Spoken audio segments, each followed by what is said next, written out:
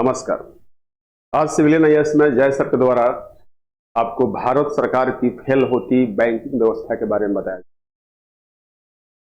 ये जो बैंकिंग व्यवस्था है भारत की, निसंदेह ही हमारे आरबीआई ने, भारत सरकार ने और वित्त मंत्रालय ने बहुत ही अच्छा पहल करके शुरुआत जब भी हुई हो, भारत में बैंकिंग व्यापार को बढ़ाया है और पूरे भारतवर्ष में कई प्रकार के बैंक अपने हजारों लाखों शाखाओं के साथ स्थापित हैं।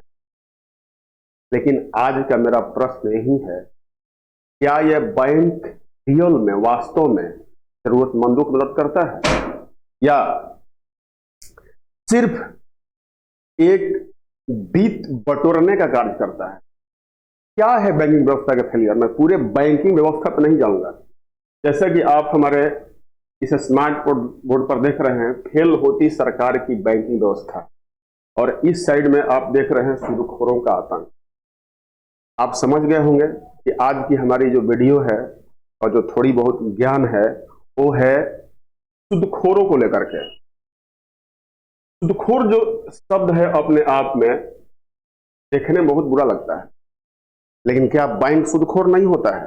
क्या सरकार सूदखोर नहीं होते हैं?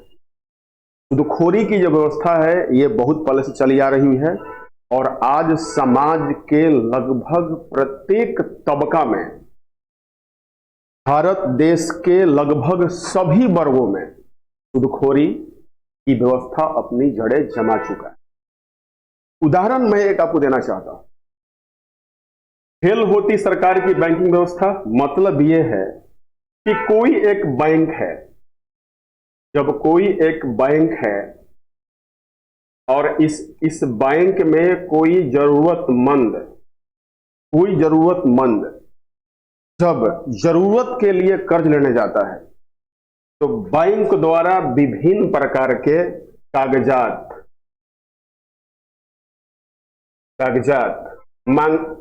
मांगा जाता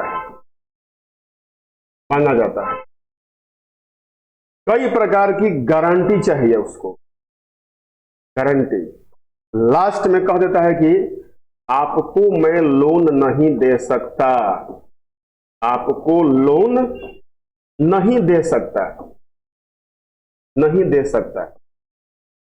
अब उस समय जो व्यक्ति बैंक पर निर्भर था कि मुझे बैंक लोन दे देगी, छोटे गरीब किसान है, 1 बीघे 2 बीघे जमीन है, वो दिहाड़ी तिहाड़ी मजदूरी करता है, उससे बैंक कभी लोन नहीं देगा। मैं ये बात नहीं करता कि भारत में बहुत से स्टार्टर चलाया जा रहे हैं और बहुत से स्कीम ऐसे ही गरीबों को पैसा दी जा रही है शुरू करने के लिए, ये सिर्फ कहने भर के हैं, मुट्ठी भर के हैं। तो बात आती है कि जैसे ही बैंक ने लोन देने के लिए मना कर दिया कि मेरे पास आपके लोन नहीं है, वो व्यक्ति कहां पहुंचता है? वो जो व्यक्ति पहुंचता है इनके पास। ये सूदखोर लोकल होते हैं, ये उस गांव के होते हैं, उस प्रखंड के होते हैं। जो व्यक्ति उनके पास सूद पर पैसे लेने गया है, ब्याज पर पैसे लेने गया है, वो व्यक्ति उस सूदखोर को जानता है और वो सूदखोर उस व्यक्ति को जानता है। जरूरत के लोग कर्ज 10,000, 5,000, 20,000, 1 लाख, 2 लाख, 5 लाख, 10 लाख तक भी हो सकते हैं। इतने रकम बैंक नहीं देता, लेकिन वो सूदखोर जानता है कि नहीं, इस व्यक्ति के पास इतने एसेट्स हैं, अगर कभी ये मेरा पैसा नहीं देगा तो हम इससे बरियारी करके जरूर पैसा ले सकते हैं, और ले लेता है। मुझे नहीं लगता है कि 99% सूदखोरों का पैसा डूबता होगा। हाँ, सूदखोरों का पैसा कब डूबता है? जब लोग सूद लेने वाले लोग सुसाइड कर जाते हैं। अगर वो कहीं प्लेस चेंज कर छोड़ के भाग जाता है तो उसके परिवार वाले उसे सुलते हैं, उसके आगे आने वाली पीढ़ी नस्लों से सुला जाता है। तो अब यही सोचने के लिए मजबूर होना पड़ेगा। सरकार के पास सारी पावर है, सरकार के पास पुलिस है, मिलिट्री है, क्या क्या नहीं है। सरकार के पास पावर करने की बात नहीं, एटम बम तक है यार।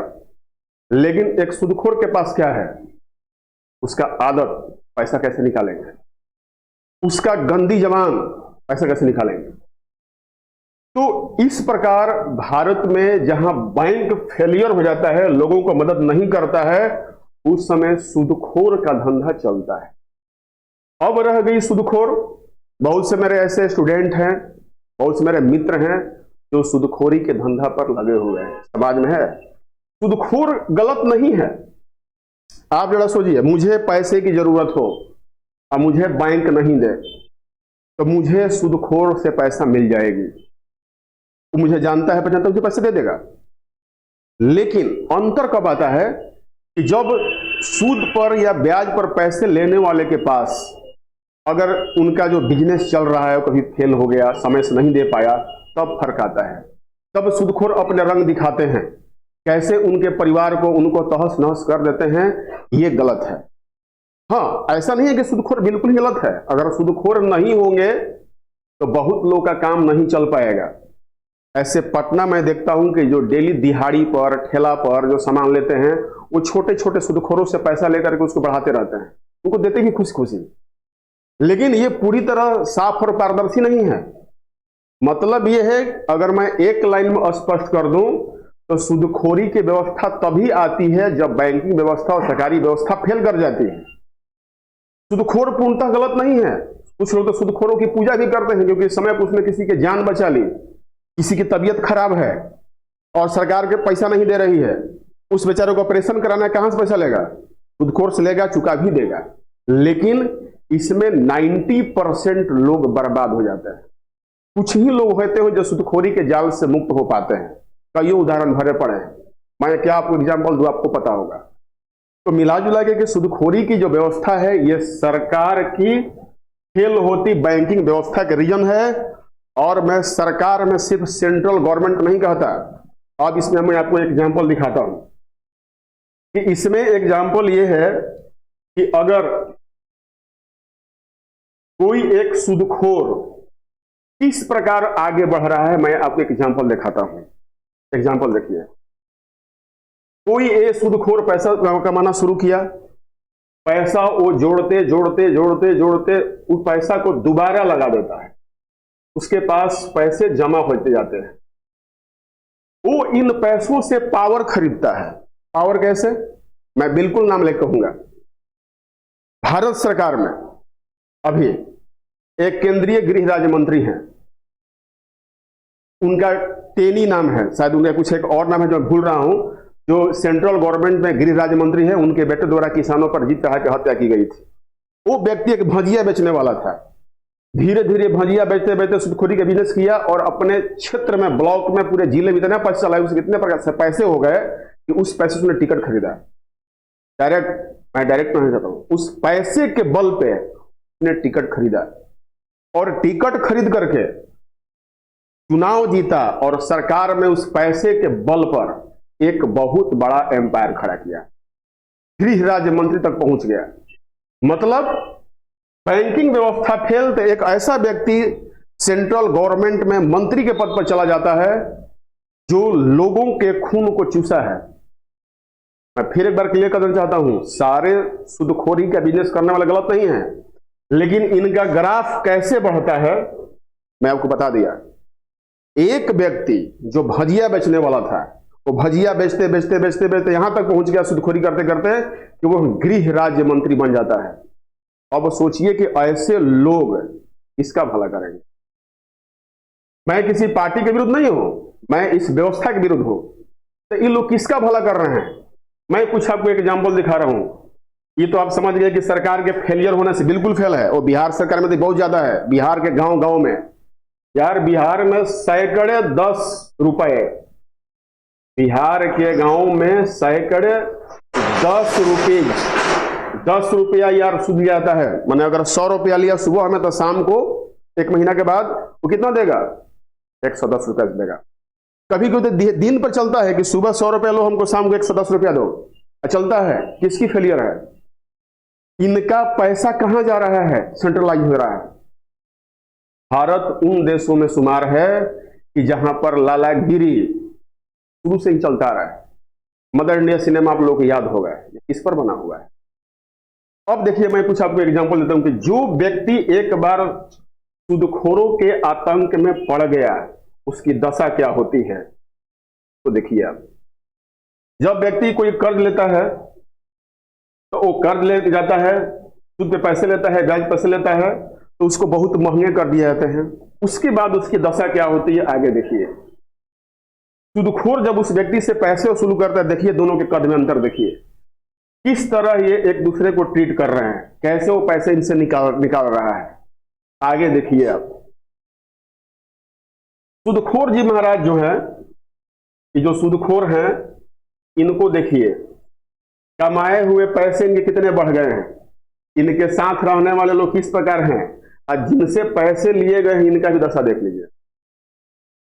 सूदखोरी सरकार की फेलियर होती बैंकिंग व्यवस्था का ताजा नजरिया आपके सामने है।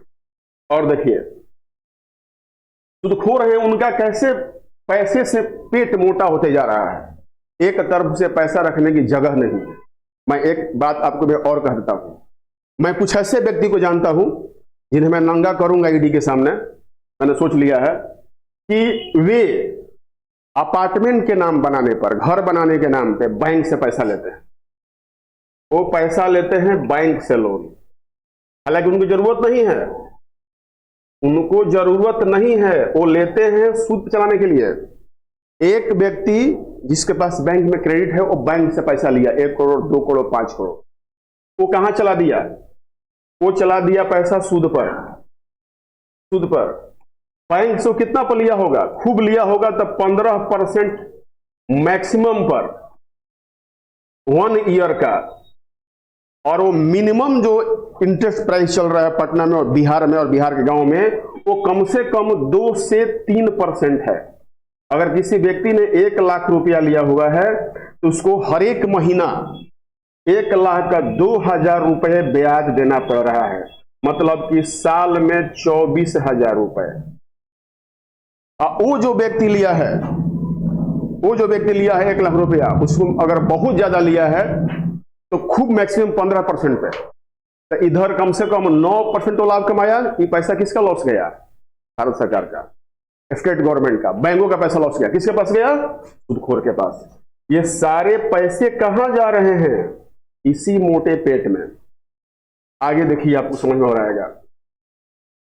अब जब व्यक्ति सूदखोरी के जाल में पड़ जाता है तो उस पर इतनी भार पड़ जाती है, जो ब्याज व्यापार है इसमें इतना ब्याज लेने वाला व्यक्ति दब जाता है कि अब उसको लगता है वो पिस जाएगा। और जब उसकी ये गति होती है तो आगे क्या सोचता है उसे आप देखिए। अंत में वो मृत्यु को गले लगाना चाहता है। सूदखोर बढ़ गए और सूद लेने वाला व्यक्ति जिनसे वो बढ़े, वो अंततः मरना पसंद करता है। भारत में प्रतिदिन होने वाली मृत्युओं में सूदखोरी के, चाहे सूद लेकर के उसके दबाव में मरने वालों की संख्या बहुत ज्यादा है। मेरी ये विनती सरकार से है, यह सरकार के कार्य में भाग लाने वाले लोगों से होता है, लोगों से है। वे क्या करें इसके लिए, सरकार में जहां तक पहुंच हो, खासकर वित्त मंत्रालय में, वो लोकल स्तर पर या ग्रामीण क्षेत्रों में ऐसे बैंक बनाए कि वो बैंक के कर्मचारी उसी क्षेत्र के रहने वाले हों। उनसे कोई अगर ब्याज पर पैसे लेने जाए तो उसको पता है कि व्यक्ति के पास एसेट्स कितना है, कोई कागजात की जरूरत नहीं है। बैंक चाहे तो अपनी किसी भी तरह के पावर का इस्तेमाल करके पैसा वसूल कर सकता है, जैसे सूदखोर वसूल करता है। लेकिन मुझे उम्मीद है कि सरकार इसको शायद ही सोचे, क्योंकि सरकार में ऐसे लोग भरे पड़े हैं। मैं पटना में कह रहा हूं, बिहार के इस मंत्रालय में, इन मंत्रियों में कई ऐसे मंत्री हैं जिनके लाखों करोड़ों रुपए इस पटना शहर में चल रहे हैं। तो क्यों नियम बनाएंगे, वो नियम क्यों बनाएंगे, कभी नहीं बनाएंगे, क्योंकि उनका ये धंधा जाएगा, मोटा कमाई जाएगा।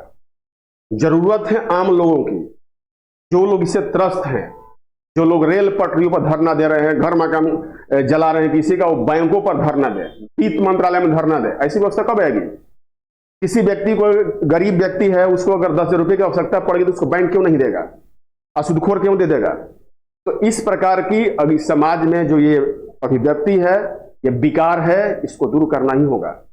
एक तरफ देखिए, लोग कहते हैं कि सरकार तो अडानी को पैसा दे रहा है। ये अलग बात है कि सरकार अडानी उस पैसे के कई गुना ब्याज सरकार देता है, सरकार को फायदे होते हैं। वो गरीब भी दे सकता है। अडानी की अपनी महत्व है और गरीब की अपनी महत्व है। उस गरीब को कौन सोचेगा? आपको मुझे अगर जरूरत कहीं पड़ जाता है तो सरकार जो बैंक है वो कितने दिन घुमाते रहते हैं, घुमाने के बाद भी 1 साल घुमाने के बाद 6 महीना घुमाने के बाद वो आपको पैसा दे या नहीं दे, लेकिन जो आपको जानता है वो आपको पैसे दे देगा। इसलिए सरकार ये फेल होती हुई बैंकिंग व्यवस्था को सुधारे और सूदखोरी जैसी जो कुप्रथा है इसमें बहुत सुधार करे, या जो लोग सूद पर पैसा चला रहे हैं उनको इतने ही पैसे लेने चाहिए कि सरकारी बैंकों से थोड़ा सा कड़क हो और थोड़े से ही अधिक लाभ कमा सके। इस प्रकार हमारा भारतीय समाज जहां अमीर अमीर होते जा रहा है और गरीब गरीब होते जा रहा है, इससे मुक्ति मिलेगी। धन्यवाद।